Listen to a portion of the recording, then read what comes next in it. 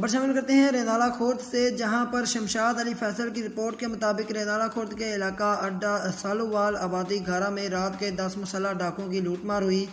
रात के अंधेरे में 10 मुसल्लह डाकों ने मुख्तलिफ घरों में वारदात की। डाकों ने मोहम्मद सलीम के घर में दाखिल होकर घर वालों को यरगमाल बनाकर 1.5 लाख रुपए नकदी और 1.5 तोले सोना लूट लिया। इसके अलावा दीगर घरों में भी वारदात की और औरतों को भी तशद्दुद का निशाना बनाते हुए सारी रात दहशत फैलाते रहे। वाक़या की इत्तला पर पुलिस की भारी नफरी मौका पर पहुंच गई। डकैती की वारदात पर DPO उमर सईद मलिक ने नोटिस ले लिया। SP इन्वेस्टिगेशन ने यकीन दहानी करवाई कि वो जल्द मुलजिमान को पकड़ कर इबरतनाक सजाएं देंगे।